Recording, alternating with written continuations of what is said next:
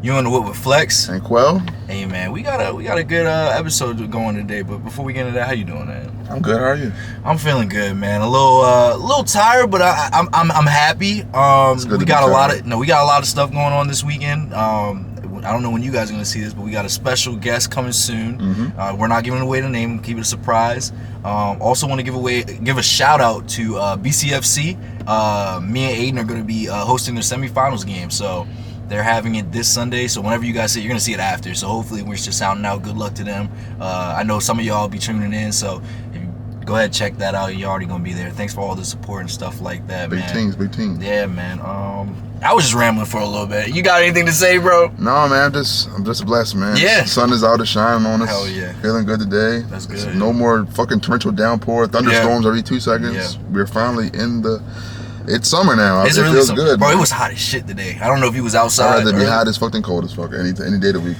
I'd rather be hot than cold any day of the week. Nah, bro. I'd rather be cold, bro. No. I know that sounds crazy. I'd rather be cold, bro. Cause all right, listen. Here's my logic, right? You can only take off so much clothes. That's true. But you can put on as much as you need to if it's cold. I just feel like when you're cold, you can't move around, you can't do certain stuff, you can't like enjoy life as much. Says who? Says me. You can do everything in the cold that you can do in the summer. Them certain people can do anything they want in the wintertime. I can't do that. I ain't wearing shorts in the wintertime like some people do. I feel you, brother. Hey, man, let's start getting into it, yo. What would be in this week, man? We're in a 2003 Mercedes-Benz SL 500. Hell yeah, talk to him, Big man. V8. Yeah. A classic. This car to me is timeless. One of my favorite Mercedes-Benz ever. To me, it's timeless. It's aged so well. It feels really modern in here, despite it being a 22-year-old car now. Damn near, yeah. But you have a screen in the middle. You have, I believe, a Bluetooth, maybe not. But you have so many options in here. You have moving seats, heated seats. You know, air goes through the seats, all that stuff. Like I said, it's a V8. I think when they came out, they were around $88,000 new.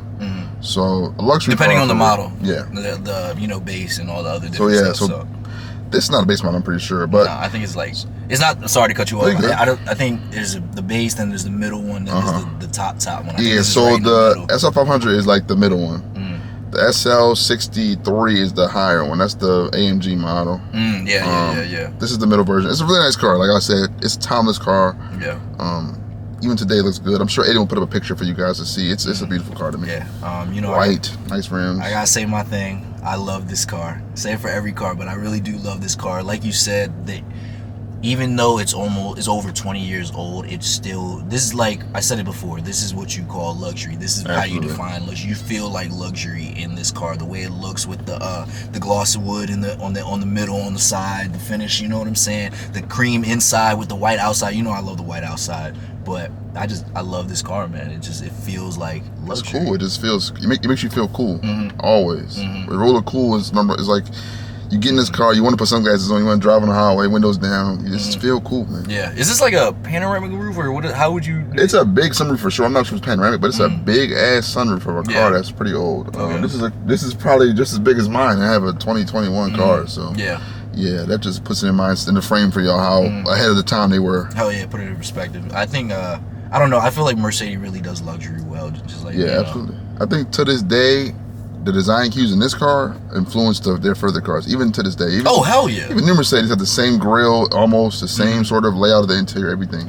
I feel like that was one of the key things that, BMW and Mercedes, they kept the same style body of the car for years, and that's how they were able to keep their value for so long. And I see a lot of, I don't want to misquote, but a lot of companies now, they change the style of their car like almost every 2 years. Yo, like, Jaguar did that shit crazy. Jaguar shit looks insane now. Yeah, like in a good way. It looks insane. It looks like shit. No, but shout out Jaguar, man. Yeah. But yeah, this car, like, it's cool, man. This is a big time like car for movies, music videos. A lot of rappers talk about SLs to this day, but this is the one they're talking about most of the time. When you listen to like the 2000s era rap, this is the SL they're talking about. Hell yeah, for sure. Yeah, nice car, man. Really nice. Shit, let's go ahead and get into it, man. We could start with Walo. Yeah, man. One of my favorite people on the internet today. I love Walo to death. Yeah, he's great. Walo says either you have a good business or you don't. Doesn't matter, black, white, Hispanic, yellow, green, whatever, purple. You want to play the video or you want to talk about how you feel? I'll play it first so they can know what we're talking Let's about. go ahead and play the video, man. Us. Oh, I'm black. No black people. Nobody gives a fuck about that. Kill that shit. Either you got a good business or you don't. All that shit, don't nobody want to hear that shit. That's a hustle. Support me because I got a black business. Is your restaurant clean? Is the food good? Do you got consistent cooks? Is the material of your shit good? Stop doing that. Oh, you support the white people? No, I support consistency, baby. Yeah. Fuck about what color you is. I'm gonna spend my money. That paper, I'm gonna spend them deals where the fuck I want to spend it at. Whether it's Porsche, Ferrari, I'm gonna do what the fuck I want to do while I'm here. But I'm gonna tell you one thing, I ain't gonna be finessed off some black shit. But one thing about it, 70% of you motherfuckers is not going to make it. I'm not no motherfucking fake ass motivational speaker that talk this dumb shit. What do you think? What do I think? I think he has a good point, in my opinion. Definitely. I feel like if you have a quality business who you bring value to whatever field you're in, whether it's a service or goods, people will come to you. And I feel like a lot of times within the black community, they're like, "Hey, I'm black. You should just come to my business because I'm black." And I'm not saying we definitely need to support black businesses more. But if your quality's not good, if your service isn't good, then in my opinion, I want to take my business somewhere else. Yeah, I think this is really like a restaurant and like a clothing brand thing for sure with black-owned businesses. Those are the two that kind of like pop up the most with like the service was bad or I ain't get my package for 3 months and stuff like that. I think the black-owned thing should be like to get people in the door. Yeah. But you have, like you said, you have to have a business that is running smoothly and properly. End of the day, like what's the place in Houston, or I think it's Houston, Turkey Leg Hut? That shit, it sounds like a Turkey Leg Hut? It's like a black-owned restaurant, and like over the last couple of years, it's basically like blown up completely. Like, is it good? Have you been there? No, I haven't been to Houston. I've been in Dallas. But so like the owners and everything, just scandal after bad publicity, and it's really them. It's what they're doing. It's not like somebody purposefully went in and sabotaged it. Yeah. We've seen that before now in Black history. Oh, hell yeah. Where people burn down our shit. But hell yeah, all the time. As we're past the era of that stuff sort of happening, we have to hold ourselves accountable. Yeah. I think a lot of times we don't hold each other accountable for certain stuff. Like whether it be crimes or shit like this where people don't run their business properly. Just being black owned, just having good food doesn't mean anything. You know what I'm saying? I know what you're saying. In a restaurant setting. I know it sounded a little crazy, but I know exactly what you mean. I feel like I want to take it a step back to that point you made. We got to hold each other accountable. I feel like that's where, I don't want to say the issue is, but that's where we're lacking in that department. We don't want to hold each other accountable. Like you said, we just because it's black, that doesn't mean nothing. You need to provide value to your customers in whatever community that you're in. You know what I'm saying? I feel like that's where it is. Because like, let's just say I was reading the comments and someone said that, hey, he had this, I think he grew up in New York. He there was a Dominican store he went to for years. They were like a corner store, right? Yeah, a little corner store. Something like that. Okay. Yeah, the Dominicans were in there, but they were great. Like the girls, hi Poppy, like how are you? Like you're so good, we love you. The Dominicans black owned. That's black owned. All right, bro. They don't claim us, bro. They gonna feel no negro. You know how they be, no negro. You ever been in DR? Nah. I've met more niggas that's my color or darker down there. But they no negro. Fuck you, nigga. You just as black as me. Blacker than me, nigga. Bro, almost every Dominican I met was my color or darker. I'm looking around like, did we land in fucking Haiti or? That's what I'm saying. Okay, so I gotta. Why don't they want to be? Whitewashing shit, man. They mindset is different, bro. Shit's crazy. They don't have no pride in themselves. Oh. That's what you think the difference in the mindset. That's what I was. Well, like I was getting to. Spain is white. Those are white people, so they had the same thing with us. That they over time they get taught the mantra like that. You should be this. You should be that. You can't be black. And then of course Haiti's on the same island as DR, and Haiti's poor, and also DR's poor too. But Haiti's much worse, and they kind of associate negative stuff with black people. Haiti mad because of the whole revolution that happened there. They still won't get over that shit there. But I mean, you gotta think. Slavery, the slaves took over, and then they still owed France money for years. Yeah. They owe France money to get out of slavery. Yeah. I think only recently they like crushed that debt, whatever. Did they? I don't think. I think they got. Bro. I think it was forgiven. I'm pretty sure, but I may be wrong. Research that. Look that up, one of y'all. Aiden, pull it up. Yeah, but I'm not gonna give Haiti too much grief because they have almost nothing going for them most of the time, and the leaders are corrupt, and yeah, it's fucked up over their deficit is crazy because they owe that money to France, stuff like that, man. But yeah, so take that, and then like they associate negativity with being black and stuff like that. It's the same thing we go through, but it's a little stronger for them, I feel. Bro, so I know Hispanics do it too, bro. I know people won't say that they're black or whatever, but they really don't want to be anything a part of us. They be taking our slang and how we talk, saying the N-word all the time. But if you say they black, they will get mad as shit. Like, I don't, it's just... When they're literally black people, most of them. I'm with you. You think Cardi B black? Cardi B, you think she's black? Yeah, what you mean? I'm just asking, bro. Why? Just asking. People think no? I don't know what to think. I don't know. You're trolling. I don't know. Is she black, you think? Yeah, she's black. What else would she be? Shit, I don't know, man. Anyway, let me take a step back to My bad, back to the conversation about Cardi B. No, you're good. Back to the business, right? Bad though. The person was going to the Dominican not restaurant, but corner store in New York for years, and then a black-owned shop opened up pretty recently, and they were like, you know what, I'm gonna support my people. Course, you know what I'm saying? I'm going there course. and stuff like that, you know. And then so he said he was in there. I think this might have been the first time he was in there. He was getting something out of the fridge, and he was looking to try to find what he was looking for. And the lady was like, you know that shit ain't free. You gotta hurry up and close that shit or some shit like that. And he said he closed that door, walked out, went right across the street back to the Dominicans, yo. You talking about like the electricity bill? Yeah. Yeah. So this is a lady that owns the place saying that. Yeah. Or I assumed, I'm not sure. It's but somebody who works there. She works at the same thing. It doesn't matter. You represent the company you work That's for. what I'm saying. You're representing the company. Fucking It doesn't insane. matter. And so they lost the customer because of it. And so it's like, deservedly so, I mean. Yeah, no, I feel you, but it's like, so people are trying to support because you are black, but if the quality of the service or whatever doesn't match, why would I spend my money? Also, another thing, yo, you ever to a black lounge or something? The drinks be high as fuck, bro. Oh my goodness, bro. I think I was just talking to somebody about that, bro. Have you noticed that most of the clubs, if it's black people, it charges at the door, white people, they don't charge? Yeah, I have noticed that, man. The fucked up part is the black will charge at the door and they'll charge you in the place for drinks and shit. Yeah, I know. I was about to say. White niggas will let you in, then they'll just fry you on the bottles and stuff like that when you get in there. Shit, barely, bro. I don't know. I can't say that. I don't know. You ever had a section in board bottles and stuff? Yeah. It's a lot of money, man. Yeah, I'm too hip, bro. Stupid lifestyle we live. People shouldn't do that shit. What did we do? I think it was Casamiga bottles for like $300. You can go to the fucking store buy shit for $50. That's what I'm saying, bro. That. Just a flex, bro. Just a flex, bro. You ever seen a video of niggas in Houston? They buy the bottles and start pouring them out, and they bought hella bottles and pour them out. It's a bottle battle or something. Yeah. The CIA's winning, man. Hey, man, I'm not gonna lie. If I had the money, I'd do that, yo. I don't have a bottle battle with a nigga, but pour them out. Nah, I'm drinking them shits. Okay, I'm about to at least drink them. I mean, damn. Man, I'm an alcoholic, you know. So.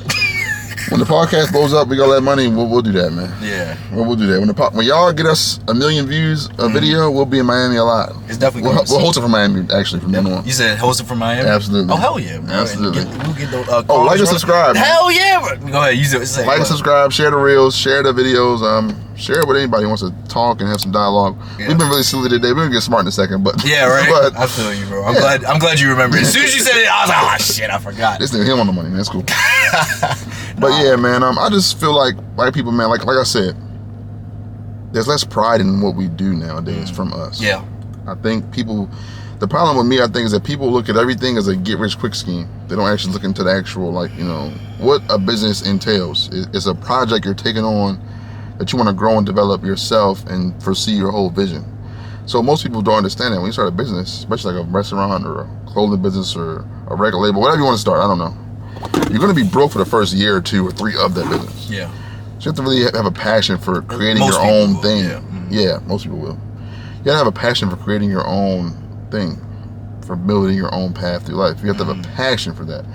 It's not about the money end of the day. Like, it'll come if you put the work in and you actually put respect behind your business and you provide some type of value. Absolutely. Yeah, that's what it is. And sorry to cut you off, but I feel like you made they don't take pride in it. Most people don't really want a business, man. Most people don't want to be a businessman. They just want the money that comes with it. They think, oh, I want, I always talk. I be talking to my friends. I be like, most people say they want something. They don't really want that thing. They want what comes with it. Yeah, yeah. It be the freedom, the happiness, the whatever feeling that is that comes with it. That's what they actually want. Like all these Negroes today that are entrepreneurs and have 17, 11 jobs, and they do hair, do nails. They are a traveling nurse, and like all that stuff sounds good and everything, but people are only thinking about the money that comes with it. But the amount of hard work that goes into these businesses and stuff is you quit a 9 to 5 to work 24 hours basically, because you're working, or at least 12, or you're half your days working on your business because it takes so much. People don't understand how there's a lot more work that goes into starting a business. People are like, I don't want a 9 to 5. All you got to do with a 9 to 5 is work 8 hours most of the time. You start your own business, you working at least 12, probably 18. I think the minimum is 12, especially in the beginning when it's just you, when you have employees. That's what I'm saying. Yeah, so you're working your ass off. People don't really get that. Like we always say, people don't see the work. They see the product. They don't see and they see the end result. They don't see the work you did in the middle. So yeah, that's what I think the problem is. People come into stuff and they have a little clout, stuff like that. They get people in the door.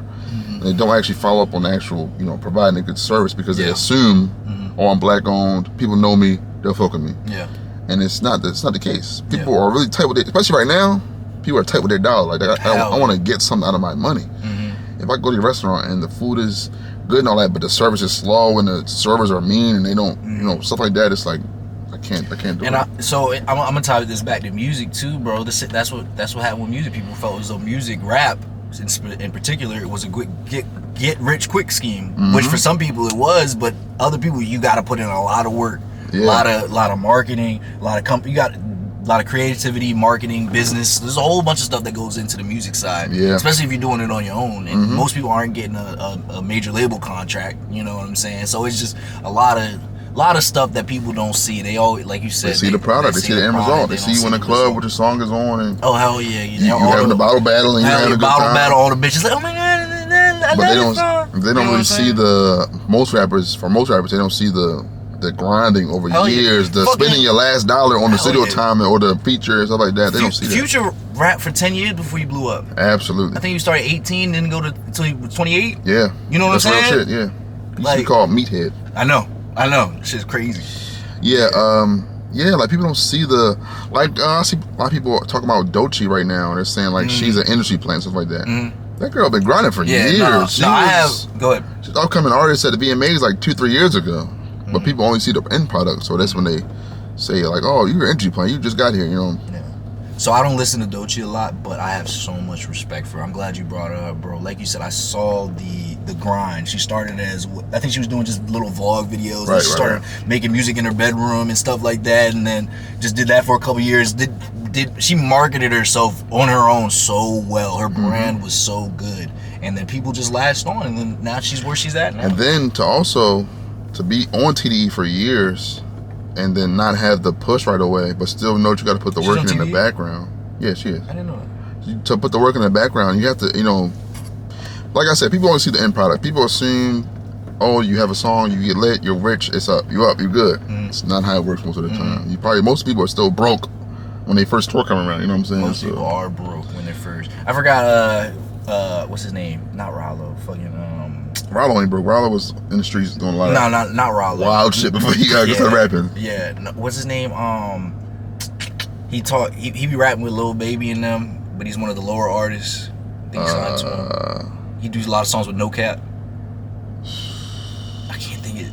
Rilo Rodriguez. Rilo. Rilo Rodriguez. That's how it was, Rilo. I think you said Rilo. Two different people. Yeah, no, I know. Rilo, yeah. Rilo. I like Rilo. Rilo Rodriguez. He said I think it was even a bar in his song, he was doing, shows for like, I think it was $100, $200, maybe even $2,000. I think at the most was $2,000, but he said like $200 something, and he had most of it went to the hotel and his niggas. And traveling. So, that's what I'm saying. He ain't make no fucking money. No bullshit. You know what I'm saying? But now, luck, he made it. You know what I'm saying? But most people don't say. People think, oh, you're gonna be getting fucking $100,000 a verse, first show, first time. Yeah, most people might get do that. $100 max. Yeah. If you actually draw a crowd. Yeah, if you draw a crowd, you provide value again. Like I always say, see, we trying to teach you stuff in here too, man. Gotta provide value, man. Hell yeah. Nothing's for free. Hell no. Nothing is free. Unfortunately, I think that's a hard conversation that a lot of people haven't had with themselves or just because people fuck with you don't mean that you're providing value to them, man. That's the end of the day.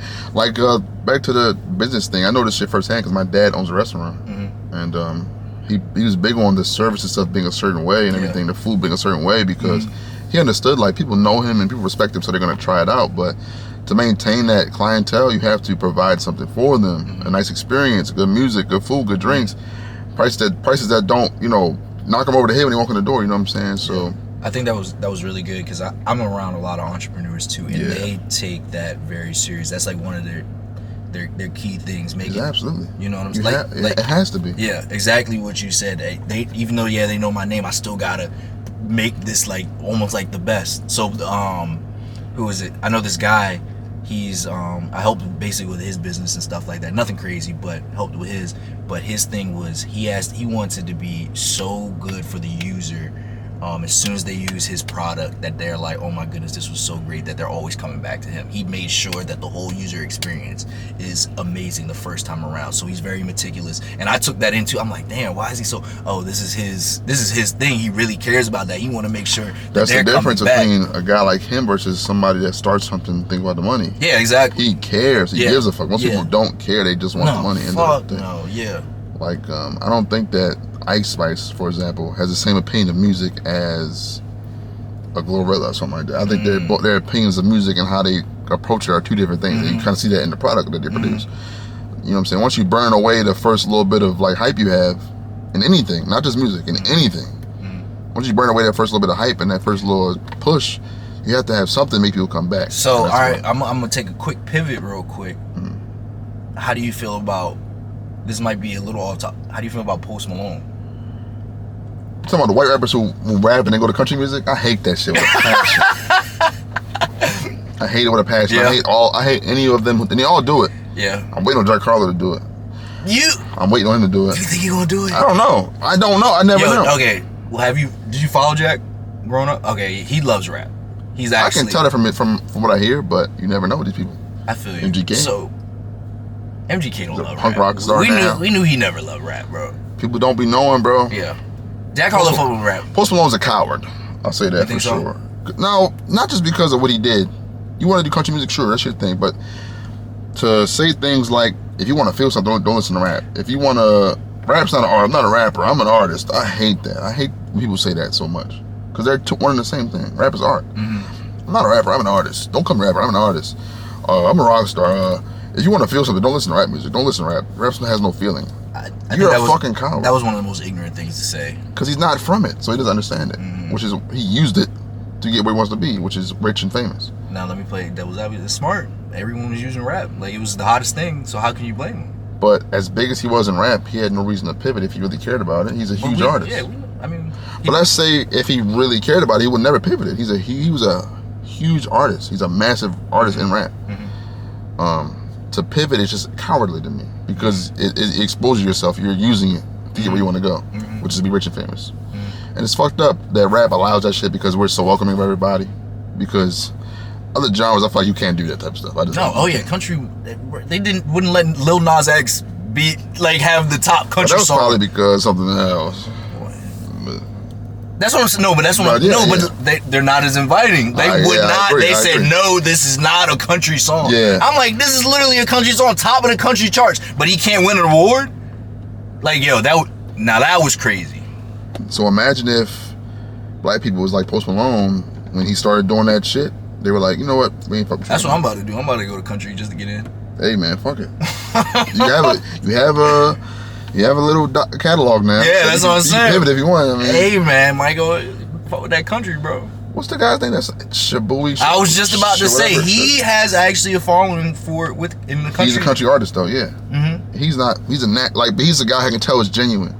Post Malone from the jump, I knew he was a culture boy. So you do think Shaboy's is genuine? I think so. Shaboozy, what's his name? I think Shaboy's. I don't listen to that shit. I think his music sucks, but you think it is? I'm not a fan of it at all. That's what country, like in general, or country in general is not for me. Yeah, I like Johnny Cash. I like country. Johnny Cash country. I like Johnny Cash.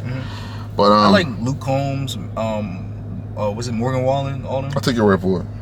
I've heard of them guys. So let me talk about Morgan Wallen real quick. Morgan Wallen does country, but it's like he do something with Dirk. Yes. That's so crazy. So his country has 808s in it. It's not just 808s, hi-hat rolls and shit. It's almost like trap country. So he's a rapper? No, he's a country singer. He's a rapper, bro. 808s and hi-hats and all that? Literally. You're a rapper. You're engineer, producer, the same guys make rap songs. So I don't really like him. I heard he's super racist. Like most of them are, I feel like. He be using the N-word crazy. Like most country guys I feel like are racist. Yeah. Same thing with like NASCAR drivers, stuff like that. Offensive linemen.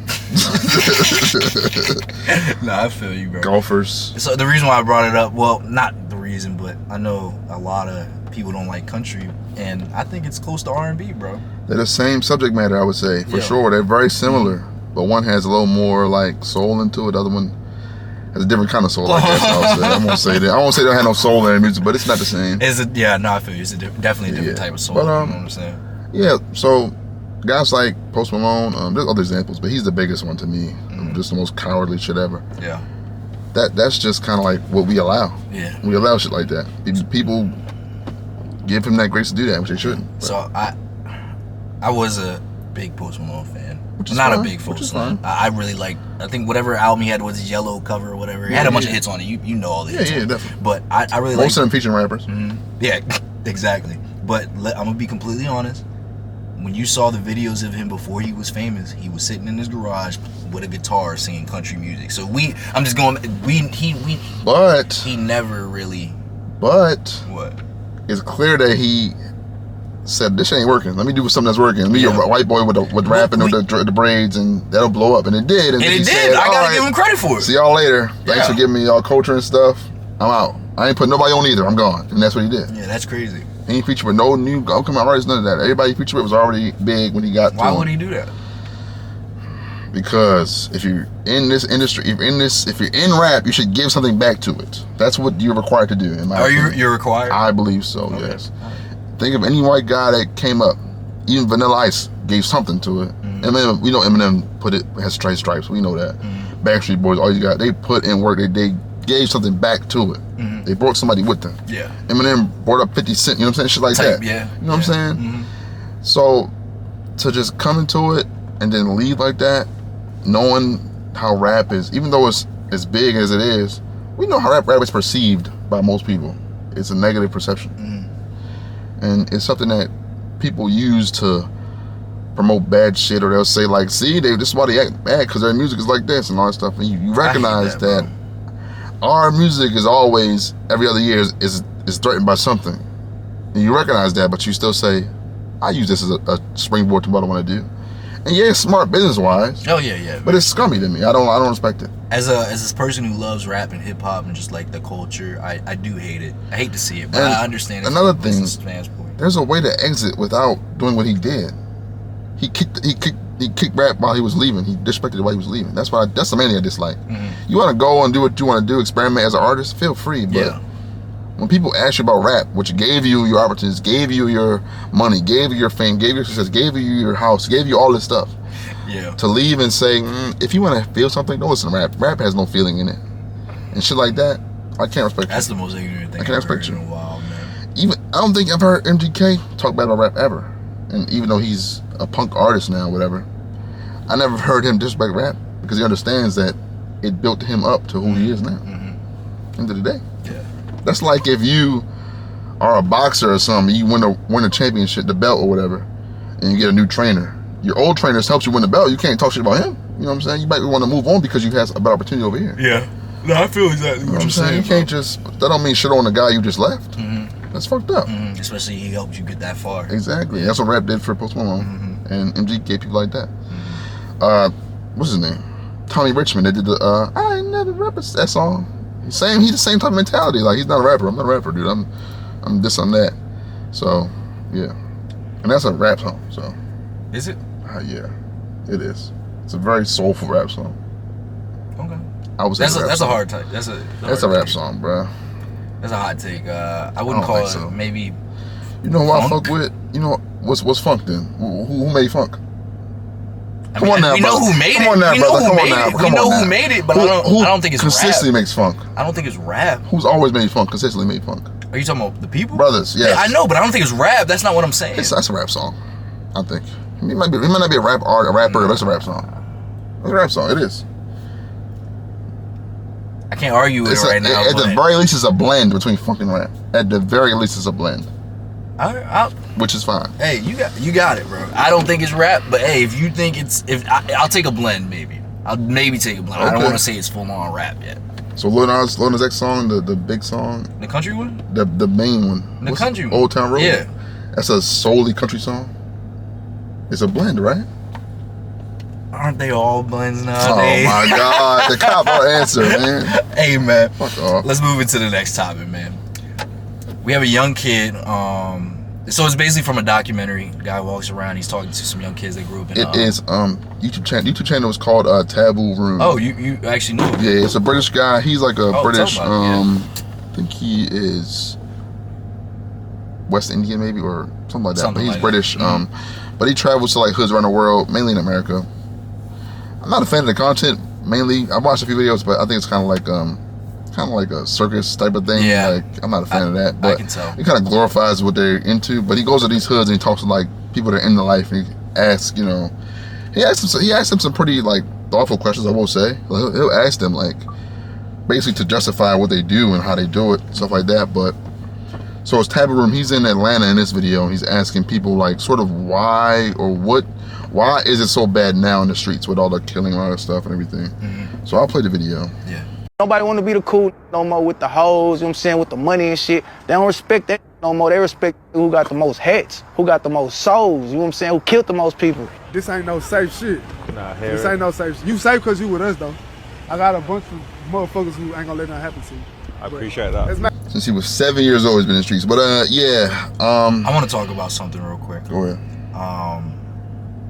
The first thing he said, or the first thing that from the first video said, it's not, people don't want to be the person with all the money and the girls no more. It's the person with all the hats, getting all the killing and all the. I agree, 1000%. That is crazy. That's crazy to think about that. I've seen this in real time, like especially like in Baltimore. It's the same way. When people live in the streets, still in the streets doing what they got to do. That's the mantra today: is who is the best killer. Like, just think about like your dad's generation, like the 80s, 90s, 80s and early 90s, because there was a shift in the middle of the 90s, I would say. Yeah. Like paid in full type of vibe of stuff. Like they're in it. Yeah, violence and stuff happens, but it's not the purpose of what they do. The purpose is to make money and to be, flashy at a car or whatever. Yeah. Money making Mitch. Yeah, like that stuff, like Rolex, all that stuff. That's what it was about. To make money, to survive making money. Then at some point it shifted. I wanna ask you why you think that is. To the CIA. Yeah. That's the easy answer, bro. That's the easy answer. We're gonna dig a little deeper than the CIA, unfortunately. I wish I could just give them that cop out, but I don't think they did this shit themselves. What do you think caused the shift to where it's like the most revered person is not the one with the wealth, it's the one with who's I'm afraid of? Because there's always been killers in the streets. There's always been niggas who are known for killing people. It's always been that way. Yeah. But today it seems like the only thing you should be known for is killing people, and it's like, is it the music? Is it the, like, what is it? I think it started when crack flooded the streets, man. You know what I'm saying? It was the fall of the household, of the family and the community, and it was a shift towards individualism. People were worried about the self more. And before, when you had the community, you know what I'm saying, you were all like working together, like outside, just not just the streets, but just in the communities, black communities in general, we were all working together and stuff like that. And then once that fell apart, it became about the individual, a dog eat dog world. And in a dog eat dog world, you got to be the hardest, the biggest, baddest wolf, and if not, you the sheep, you gonna fucking die and get eaten. You know what I'm saying? So that, I think that's where the shift really started, where people started focusing less on on the money and community, and started focusing on the self and trying to protect themselves.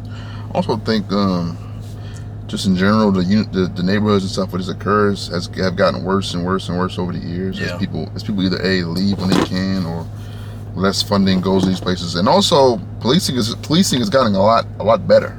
Explain that for me. I think in terms of like being a drug dealer, I don't think that you could be like a rich poor, his name was Rich in real life, Rich, or like a AZ Faison type of figure where you can go from the streets selling drugs and make $30,000 a week. I don't think that's happening anymore. I think that policing is too good now. These drug empires are so easily broken up and destroyed from the inside now that like because we don't have no community. Everybody's snitching now. They're snitching because of shit like Rico and all that stuff, and like they're easy to take down. That's what I'm saying. The same thing happened to the mob and all that stuff too. I think so I think that people kind of realize that, and they sort of have to make their money and do what they want to do other ways, which is like hitting licks and robbing people, which naturally leads to people getting killed because people don't want to get their shit up, obviously.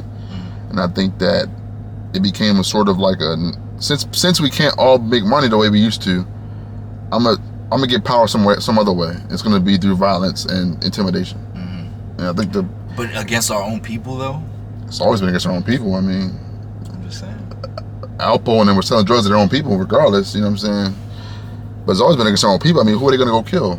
Because they go to white neighborhood, the police are already there. They ain't gotta wait for no fucking call. They already patrolling and shit. You know what I'm saying? You can't break it to white dude house. You got a ring camera and ADP and all that shit. By the time you kick the door in, they're gonna come get you anyway. Like people in the comments were like, "Oh, they go do this violence on the sundown towns in Georgia and the Klan and all that stuff." And it's like, realistically speaking, they would get, before they even get over to that side of town, they're gonna get pulled over and locked up because they can't. The way they're looking, they can't move around the way they want to move around. So I think it's a bigger issue than the CIA. But I do think a lot of it just like the feds are just too good at their job now to where if you want to just make money selling or whatever, they don't even have to be too good at their job. We post everything. That too. Social media is also a big part of it. You know exactly. That's another thing that goes into the violence and stuff is because like social media in this era of like, I know I'm tough. I'm gonna show you I'm tough. So I'm gonna show you my guns and all that on social media. Or I don't want to be embarrassed if I got robbed. So y'all posting me and shit, making me strip and all that. What I'm gonna do now? I'm gonna go retaliate. You know what I'm saying? Back in the day, before social media, that shit happened to you. You can handle that shit on your own without nobody knowing. You won't be embarrassed about it. I robbed over East, but you know I'm gonna get back. I'm gonna get my shit back. You know what I'm saying? So robbed my business. I'm gonna get my shit back though. And back then it probably wasn't even like shootout. It was probably more like a fight. You know what I'm saying? With anything, but I think from the mid '90s on, I think it just became like just extremely violent because the power you get is not through money anymore. It's through intimidation. Money's part of it, but the main power you get is through intimidation, in my opinion, in the streets. And that's just how it is now. Because what? Like I said, so money is not important anymore? It's extremely important, but there's a cap on how much you really can make in the streets just trapping. I swear to God. And then even if you do well, you're gonna get robbed of somebody niggas next to you because that's how it is. Back in the day, it was like, "Oh, I'll put you on. We can do this together. We good." There's never gonna be no. Why? What happened? You see what I think that it's harder for a group of people to do this shit. One person can do it maybe better, but if you're by yourself, you're gonna fall alone. You know what I'm saying? They're gonna come get you. So whether that be they being the feds or people in the community. I think social engineering, bro. So I want to talk about. I want to talk about. It's a complex issue. I want to talk about something. This is a really interesting one. Snitching. Yeah. I'm trying to see how I say this. No. I think I understand why someone would say why the adage of, I think that's how you say it, but the snitches get stitches, don't snitch. So think about it, right? You're in a black community, right? And something you're in a situation, whatever. You get caught with something and they tell you don't snitch, right? Why? Because who's gonna be judging you? Someone who doesn't look like you. You know what I'm saying? Instead of, if you don't snitch, we all get off or whatever, and yeah, we'll handle you within our community. And you're not gonna be handled by someone who doesn't look like you. So I understand why they used to do it in the past. Why the snitching, why people would say no snitching. You see what I'm getting at? You see what I'm getting at? I get what you're saying, yeah. Like, I'm not saying I'm not for it, but what I'm saying is I can understand why they were like, hey. You wouldn't snitch if you had to? Look, yo, I'm gonna be honest. It's different when you're in that room and they say, look. No, I feel you. Here's the deal. Let us know or you're getting 50. I feel you. Or you might put it down to 35. But that's what I'm saying. But who's saying that? People who don't even look like you. Sometimes they do. But they're not you. They not you. They not us. Not and you. You know that. You know that. But hey, I'm gonna go back. Gunna 6ix9ine, Gunna ain't snitch. all these niggas show that you can snitch and you can go back to the hood now. But Gunna stuff But you can snitch and go back to the hood now. 6ix9ine ain't welcome nowhere. Number one. But Gunna, none of his shit he said was using the case. 6ix9ine. No one's touching. They don't have to. He's broke as fuck. No one's touching a Gunna. No one's touching none of these niggas. I think Gunna has a sort of a way out because his plea wasn't used in court and all that type of stuff. He has sort of like these. He has a sort of like this sort of asterisk on what he said. Basically, she made him admit that it was a crime. YSL was a gang, but he never fingered nobody for any particular crime, as far as I know.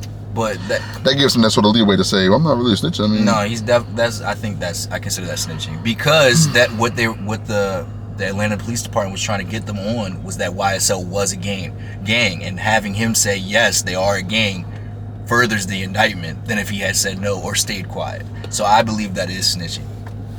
I'm not mad at Gunna. I don't care. I'm more mad at the people around him who, like, let's be real, bro. If you in the streets, you recognize somebody else is not part of that lifestyle. Yeah, I tell you. Like, Thug should have known. Thug, all them other niggas that are into that shit for real, and Thug maybe he is too. He should recognize when we doing this shit, he not gonna be around. He gonna be strictly music. But that's your guy though. But I know what you're saying. I know exactly. You gotta recognize like a separation. If you're gonna have this label and all this and do what you're doing, you have to recognize. You gotta run a tight ship. Exactly. That's what I'm saying to the policing now. The feds are really good at their job. That tight ship got some leaks somewhere. Yeah. No matter what. They took down the fucking mob. I mean, they took down they shit, and that shit is tight as any damn ship. Mm-hmm. You know what I'm saying? So there's leaks somewhere, bro. You have to recognize like who can be broken, who can be flipped. Yeah. And then like, and now it's anybody. It seems like. So you don't think Gunna snitch? I don't think he snitched per se in the way that we think, but I do think he did the wrong thing. I do think he should have just been a man about it because at the end of the day, you were next to them guys and you were involved in that shit. I'm sure if I go back in time and find you was gassing that shit up and doing what you was doing. Like you should have known what come with it. Yeah, you should have known when they was around you showing this and doing this and pulling out this and all that. You should have recognized like, yeah, I'm involved with this shit now. And you get hot in that courtroom, bro, or in that room, bro. That interrogation room. It does get hot. Yeah, it get hot. And they telling you that they're gonna give you 35 years or something like that. It's different. But okay, so the reason on top of that, you are Gunna, who's a big successful rapper. You make all this money and stuff, and this shit can end tomorrow and it's over. Nah. So the reason why I brought that up is because remember when Gunna was fat? Oh hell yeah. Shit crazy. I know, right? Great shit. I need to find his trainer. Hell yeah. So I brought it up for two reasons. The first reason is that I can definitely see a shift in the culture because I remember before snitching was this big thing that everyone was like, no, you don't do. Exactly. Now, if you online, everyone is like, oh yeah, I snitched too. I don't know. Like it's just crazy. That's also because rap has got so much bigger that niggas that don't understand what the music comes from a lot of times are speaking on it. Exactly. I know what it is. Like the street shit is bled into like the mainstream. Like King Von, like he would never got that big back in the day, like doing what he was doing because he probably had a couple little songs here and there, but he wouldn't have got that big. But rap is so mainstream now that type of shit is glorified even more. Yeah. So that's just so people that are like just in a peanut gallery are able to speak on it, whereas people who are in it have no voice. It seems like because they're just so much smaller of a minority. Yeah, I think it's just funny. And another thing I want to bring up, just everyone says that.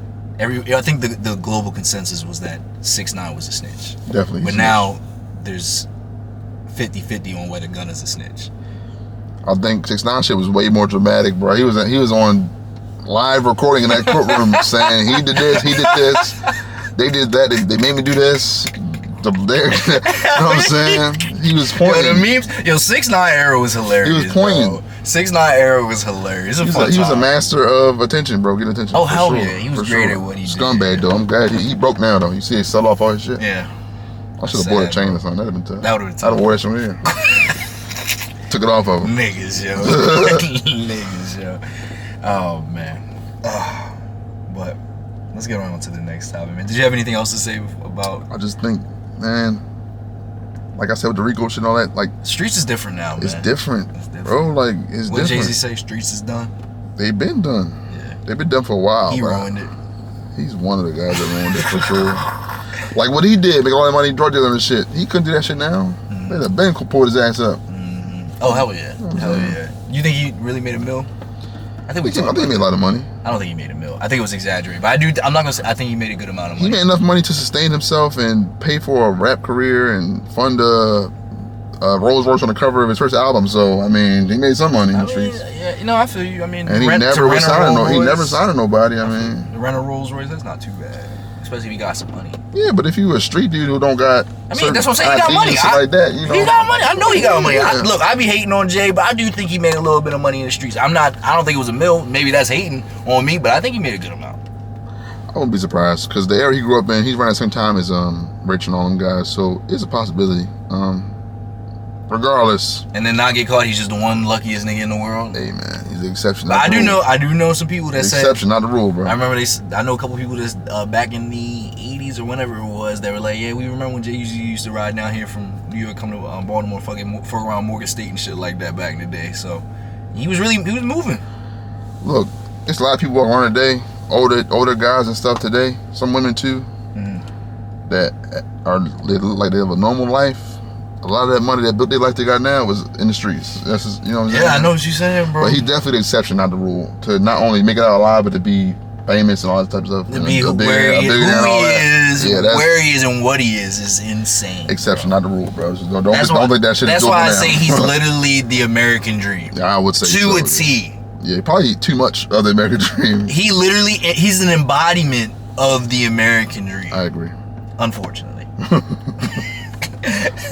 All right, man, get on to topic 3. This isn't random. It's engineered to keep black people at a low vibration. This is a video talking about the stuff that we're going through isn't just happenstance, bro. This is deliberate. It comes back to the same thing we're talking about with AOC in front of that American flag, where they blame all of these things on America as though America was the problem. Right. Same thing with this entrenched racism, right? If you don't have a background in understanding how the CIA works. I don't like how... There's always a joke about the CIA. Everybody keeps talking about them niggas and bringing them up. Like, I know they had shit to do with it, and there's like literal videos of them doing that shit, but... based on... What? What am I saying? Yeah. You think it's not all? They can't blame them for everything. I don't want to.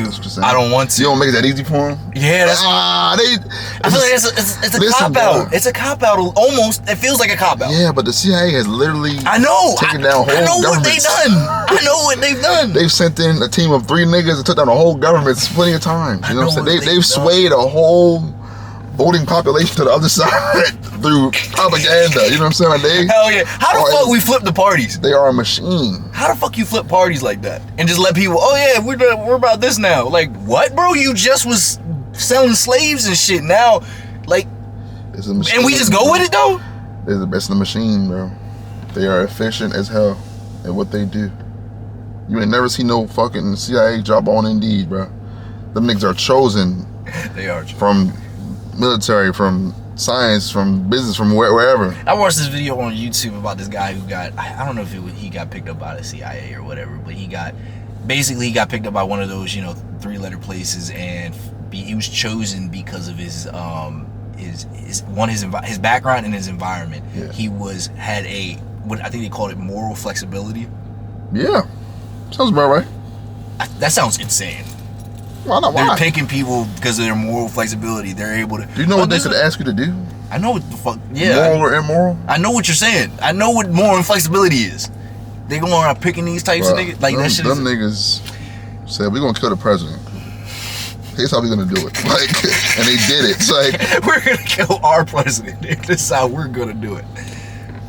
Let's play this video, man. I just had to say that, bro. I hate them niggas always doing that shit. And how the crack cocaine epidemic actually started. If you don't know how the private prison for profit pipeline works and how many black people they are literally still working as slaves to this day, and that corporations like McDonald's and Starbucks and Verizon are profiting off of slave labor in our prison system today, paying prisoners cents per hour wages. Yes. That, like, if you don't understand those things, then you could think, oh my gosh, America is full of entrenched racism. But what it actually is it's deep state and corporate programs that are profiting to the tunes of billions of dollars off of literally smuggling crack cocaine into the black neighborhoods in LA in order to impoverish those black neighborhoods. They are running sexual blackmail operations in the black music industry with people like P. Diddy 100%. and promoting degenerate music in order to promote degenerate culture, in order to have gangster culture, thug culture, hoe culture, because that keeps this type of people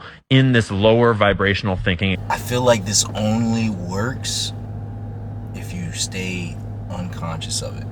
I feel like once you become conscious of it, I'm not saying it still doesn't affect you once you become conscious, but once you realize, okay, this is what they're doing, now you're able to fight back. There's too many coons to fight back. Because they're still unconscious. And I don't like using the word conscious. You can wake up and I'm conscious. No, that's not what I'm saying. It's becoming aware of what is going on. There's too many coons to fight back.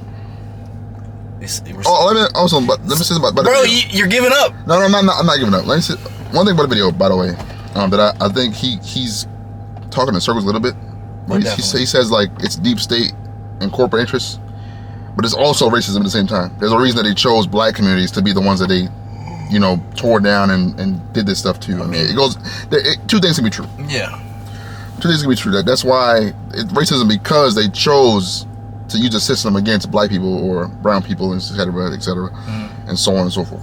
To be fair to him, but yeah, no, he's right though. It's I think you're right. I think everybody's right in this situation, which is fucked up. So my thought process and take on this is, I don't want to just give up. I feel I always. I don't want to say always, but I bring this up a lot sometimes. I feel like our community has given up. They're saying there's no hope, but I believe we have hope. We got to become conscious and aware that these things are happening to us, but we also realize we have the ability to make a change. I think the coon thing was a bit of a joke. I think we got a lot of coons. Those are the hardest people to turn. Like the people that think that because of their ideals or them siding with the white people on certain things makes them not black anymore. They're the hardest people to turn, because those are the worst. Those are the ones they're hard to turn. Those okay, who's worse? Like the coons, like those type of coons, the people who don't want to associate with the black people, who don't want to associate being black and just accept everything the white man says, or the people that he's talking about, the low vibrational niggas out there killing, doing all this other crazy stuff and like all that stuff. Who do you think? I would say the coons, because the coons probably know why this stuff is happening, but they're still like, they know this stuff, but they don't acknowledge it because they're afraid of losing their place among white people, among whiteness. You know I feel you. It's the same, and I'm not just black people are the ones that like we have examples and proof of all this stuff happening to us, but the same thing occurred to Hispanics. That's why Hispanic neighborhoods in LA are the same way. And there are also coons that aren't black. They're Hispanics. Like you see with the Trump vote and stuff now, how all these guys are coming out, people are coming out and saying, I voted for Trump, but I didn't think he would deport my cousin. You know what I'm saying? It's like, my fault. That's not funny. It's funny though.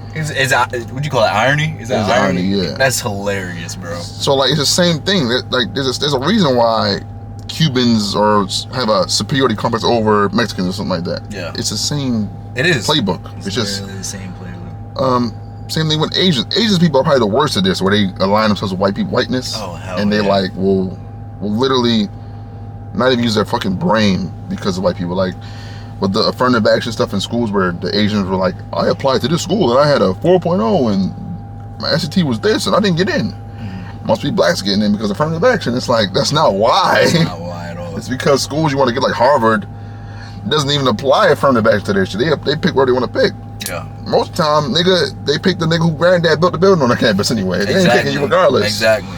You think fucking George Bush was smart for getting to Yale by himself, nigga? Like, come on now, be for real, bro. Still went to Yale. Hey man, shout out to him, man. niggas don't even offer no athletic scholarships. You talking about, I didn't get in because of black people? Shut the hell up. But anyway, so it's the same thing where it's like, if we all step back and said, hey, we all have these problems in our communities. If we look into them a little bit, we'll probably see that a certain group of people has fucked us over repeatedly, and now we're all pinned against each other. That's deep state, that's corporate interests, and that's racism as well, because it all comes together. Like environmental racism, like in Memphis right now, not Memphis, in Memphis area, it's not Memphis itself, but it's like a town right next to it. Elon Musk built this factory there, But he has no like regulations over like certain shit. He built the factory up super fast, and it's polluting the air. It's making the air smell horrible. It's hurting people's like lungs and everything. I heard about this. Yeah, so if you have asthma or something in the air, you're negatively affected by it. There's a reason that the land was given to him in a black area over a white area. Because I'm sure there are plenty of poor white areas that he could have built that shit in. But he got the best deal in the black area because who cares about the Negroes over there? You know what I'm saying? Or Katrina with the levees and all that stuff. And we ain't gonna get in that right now. We ain't got no time for all that, man. But I think this guy in this video, he's a very smart guy. I don't know who he is. Maybe he's racist. I don't know. But I think you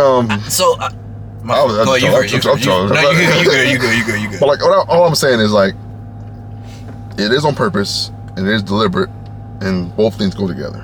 Like, there's a reason why they do one thing to us with other people, and then they railroad them into something else. Yeah.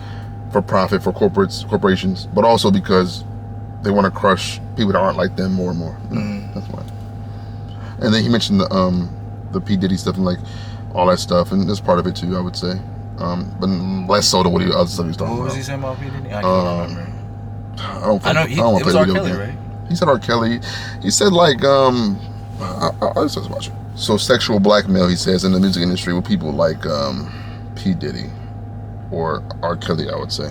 To be fair to those guys, though, blackmail was not fucking needed for R. Kelly. I mean, he was a pedophile, bro. I don't understand why that nigga's wore up so much. The P. Diddy thing, if you're still torn on if he's really did a crime or not, that's up to you. I think he did. He also beat Cassie on camera several times. I don't think we need to. I don't think we need to debate certain stuff. Yeah. He also trafficked drugs. I mean, whatever. But the freak offs, illegal or not, I don't know. But I don't think. Is it fucking degenerate though? Oh, absolutely. Hell yeah. But he has billions of dollars. He's a millionaire. He gotta be nasty. I mean, he's had so much sex that the regular sex don't do nothing anymore, man. Well, whose fault is that? And I think promoting the culture also is true in that case, because P. Diddy, for years, we've heard these rumors and jokes about his parties. It's so crazy, and everybody's naked and stuff. And it's like, I don't think that's fucking weird. Like, why is he having a sex party every day? Yeah. You know what I'm saying? So, yeah.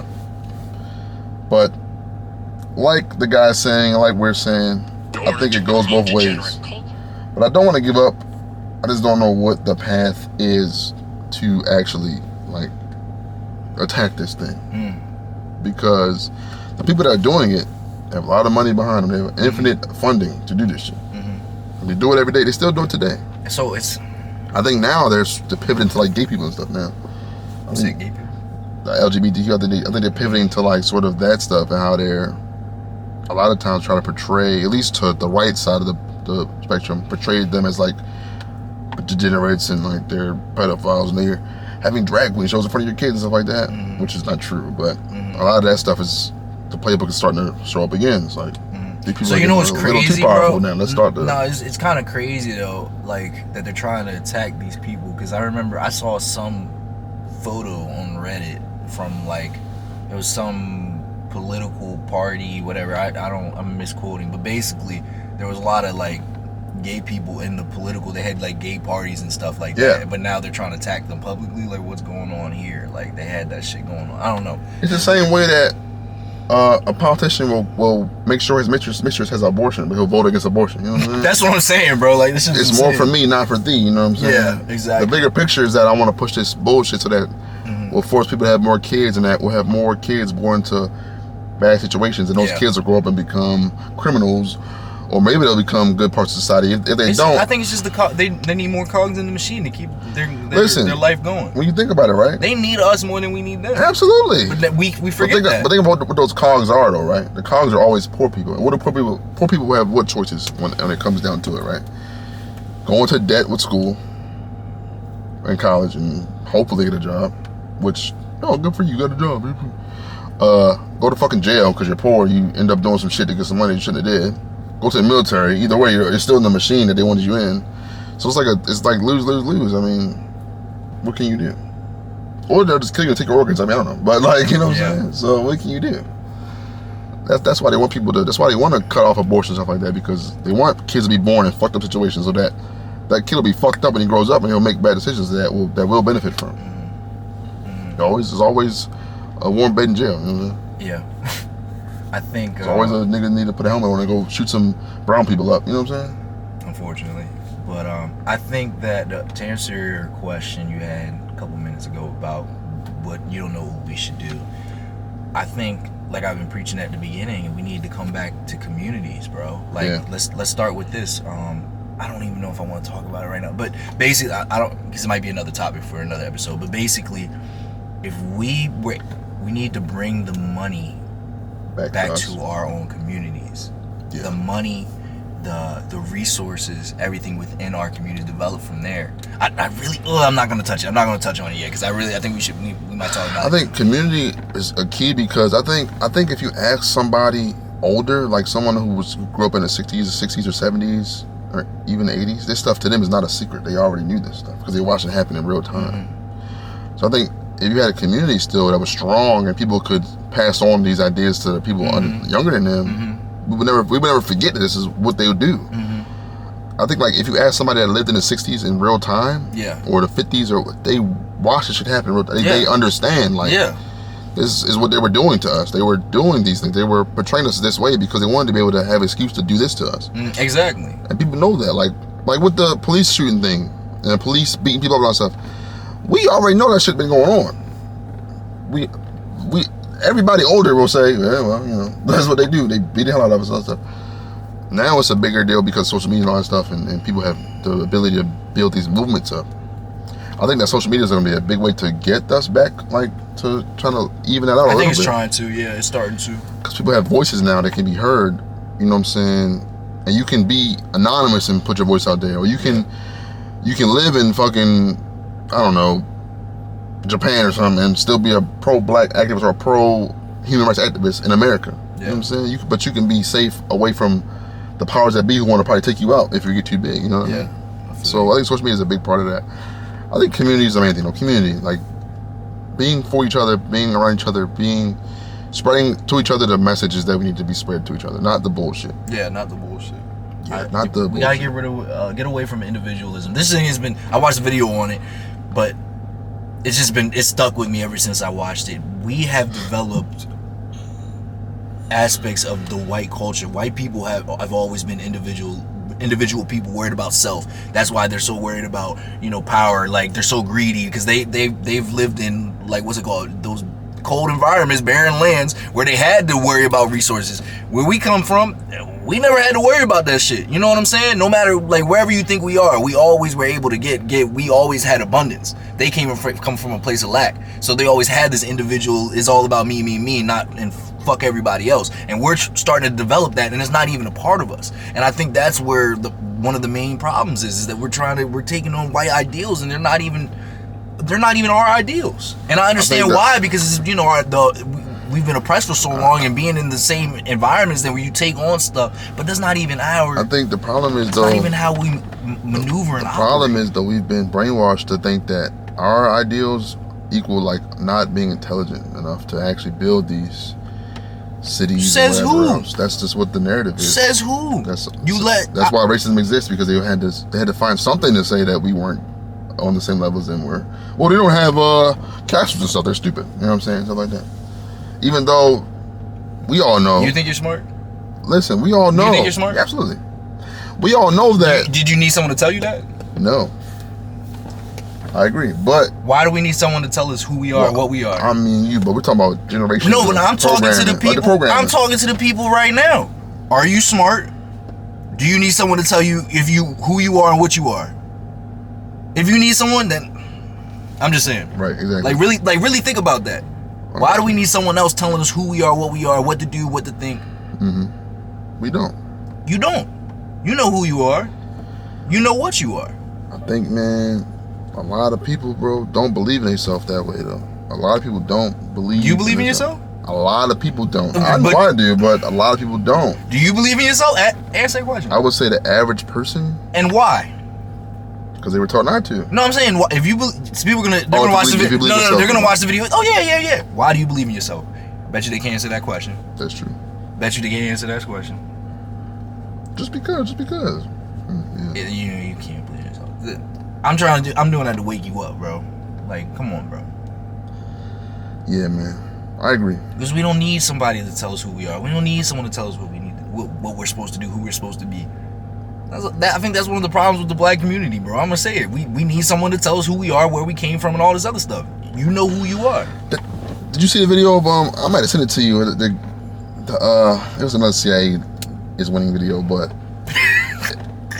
for some reason on TikTok, some people are perpetrating that Harriet Tubman was not a real person.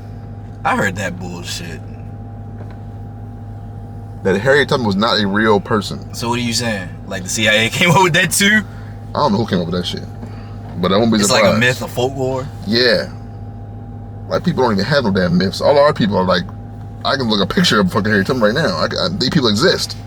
Bro, I don't know, brother. I have a lot of fear for certain people, for our people moving forward. Not like fear, like I'm scared to go outside, but I just have a lot of fear that the progress we need to make is so slow because of these bad actors in our community that say and do these stupid ass things. And the Harriet Tubman thing is like a small level thing. I want to say something. We're gonna have to switch. We're gonna have to pivot in a second. But I was definitely. I hate using the word. I was definitely living in autopilot for a long time. The first early years of my life. Yeah. And I remember it because I was only worried about myself, and I didn't care about nothing. I didn't see anything outside of myself. Didn't think anything. But I always knew that I would bounce back and forth, being like conscious of other people, other perspectives, and then just focusing on myself during my young age. Mm-hmm. And then slowly over time, I don't remember exactly when, but at one point I just like snapped. I'm like, holy shit, I was living like this. I wasn't even thinking for real. So what do you think radicalized you? Bro, I have no idea. I can tell you what radicalized me, for sure. Trayvon Martin. Really? That's what kind of made me like, because I have like, my family is pro-black family. I have like my grandparents and like that, my grandma. Mm-hmm. She's very pro-black. She's very pro like Pan-Africanism type stuff. Like she's very pro-black, but to really like think about that shit being like what it is and how it is in front of me, it took Trayvon Martin's situation where like how people were talking about him and stuff like that, people don't justify. So you're just talking about for your blackness? No, for like my place in society as a black person. Okay. No, I'm not even. I've always known I'm black. Bro. I'm not even talking about that, bro. I'm talking about not living in autopilot. Oh yeah. Like most people, like we were talking about. I say majority do. Not even most. No. Majority people are on autopilot. I was in autopilot. I told you I would flip in between, but I would always go back to autopilot. Then one day, I don't know what happened. I'm just like, yo, what is going on? What am I doing right now? Like, you know how old you were? It was after college. That's probably why you got educated. You've been around other people. I don't know what happened, bro, but I realized, yo, this shit it's fucked up. What am I doing? What was I wasn't even doing nothing. I wasn't even thinking for myself. I was just doing whatever. Like, I don't even know how to explain it. When you really think of, like, I was just going with the motions. Someone was telling me this is what I was supposed to do. And it wasn't even like, nobody specifically was telling me, but someone was telling me. Like, I don't know how to explain it. Consciousness. And then I fucking woke up. I'm like, yo, what was I doing? Like, no, it's some weird shit, bro. I don't know how to explain it. This is fascinating. They gonna try and put me back to sleep after seeing this video, but this is some real shit, bro. It's fascinating to me. This is some real shit. I really was like, yo, I was in autopilot. I'm able to see it. And now I'm like, yo, what the fuck? And but I see other people who are doing the same thing. I'm like, yo, wake the fuck up. And they can't. It's the craziest shit that I've ever experienced in my life. I think a lot of our communities in autopilot. I think yeah, a lot of it's survival. A lot of it's just like not wanting to be uncomfortable with like having to make decisions that are uncomfortable for us. Like, I think because of American culture and like how much we value like do your own thing, be your own person, build up your own, like make your own destiny, stuff like that, which you can do. But I think people are so afraid of like not putting themselves first for a moment or two, or you know what I'm saying, and they're afraid of like sacrificing their own joys or their own pleasures or their own whatever for the benefit of all of us in our communities. And that's the difficult part. I think that's what the roadblock for a lot of people is, that like, I don't want to do that shit. I'm not gonna give so and so this if I can, you know what I'm saying? Yeah. That's a big part of it, I think. And like a lot of that autopilot is like, well, I'm safe and comfortable here. or I'm surviving this way. I feel like that's a choice though. That's not even autopilot. That's I those think it's coons. both. I think it's both. That's those coons you was telling me about that know something's wrong, and instead of doing something, they're like, I don't want to lose my place. That's their choice. That is not autopilot. Those are bitches. I think people on the other side who are surviving day to day in these bad neighborhoods and shit, they don't want to think about the moment of saying like, well, maybe we should just put our money together and build our own. I don't think they know they can. That's what I'm saying. Yeah. I don't think they know they, and that's the bad part. Why don't they know they can now? Because they've been told they could do it. Some people need to be told they could do it, and it's like, I know you're thinking like people need to be told, but we've been influenced so effectively by like the CIA or whatever over years that it's like some people don't ever have a thought like, instead of going to the Korean hair store, why don't I just get my homegirls and we all slowly but surely save some money up, do our own hair for a while, we open our own hair store. You figure out how to do that, you know what I'm saying? But the in between of let's stop this and build up and do this, take the risk over here, is a lot of uncomfortable shit.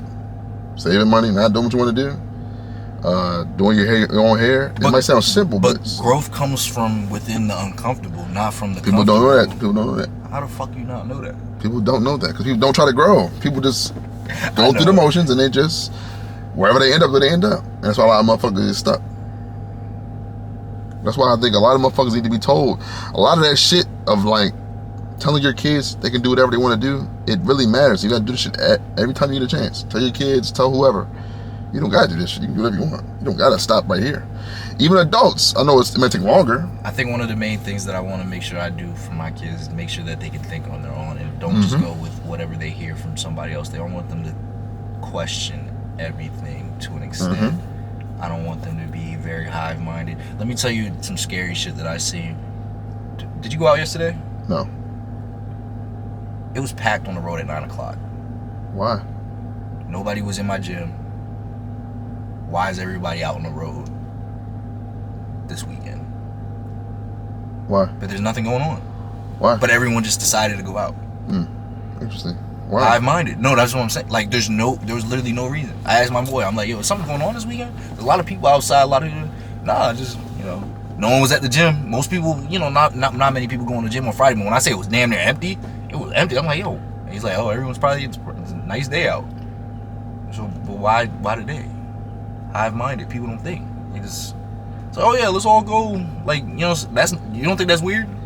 I mean, social media is contributing to the hive mind, bro. Because niggas just don't know how to think for themselves. They want to be somebody else because they see what's working for that person. I want to do that. Heard, yeah, I feel you, bro. I don't know. Like us, for example, like we're like, as you can see, like what we're doing with this podcast and stuff like that. I think we've proven that we're not that way because we could have easily come in here and been like let's do relationships some talk goofy or some shit, goofy shit like that. I know what you're saying. Let's do like black man versus woman shit or stuff like that. But or let's talk about sports all day or whatever. There's nothing wrong with that, but we chose to do something that's a little more deeper.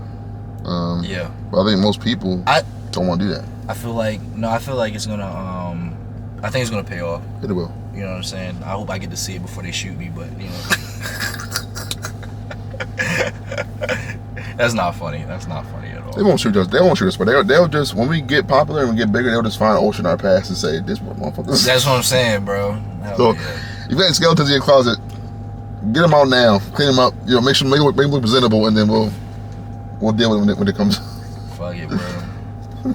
What they gonna make the people hate me, or they gonna? What do you think? Well, they make the people hate you, and they hope that make you hate yourself. That's the plan. That's the game plan.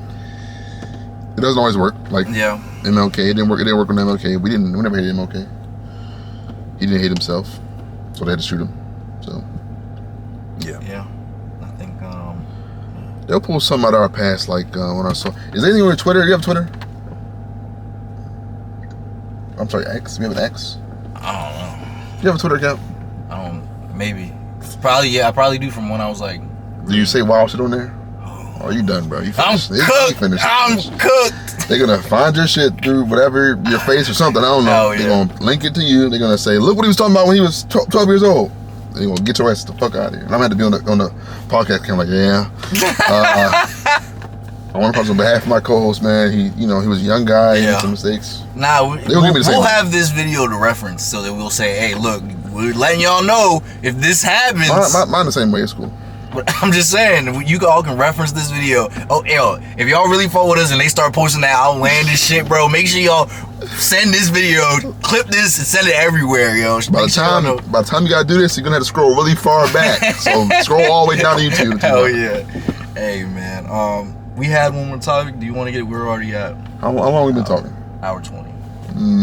We can save it for another day. Save it for another day. We had a good episode. I think so too, man. Yeah, I think we had a really good episode, man. I don't think we need to touch on this. No, I think we touched on a lot of shit. I think we went from black-owned businesses to rappers. Bro, I can't even keep up. Yeah, I can't either. To rappers, to the deep state, to how can we all grow as a community in our community? Not just black people. I mean, all minorities. Oh yeah, no, honestly. I mean everything. When I talk about mine, you know what I'm saying. I definitely care about the black community because that's what I'm a part of. But I care about all the communities, especially as an American. I know that sounds crazy, but like, I mean, it's not crazy. Unfortunately, it is, bro. People don't fuck with America.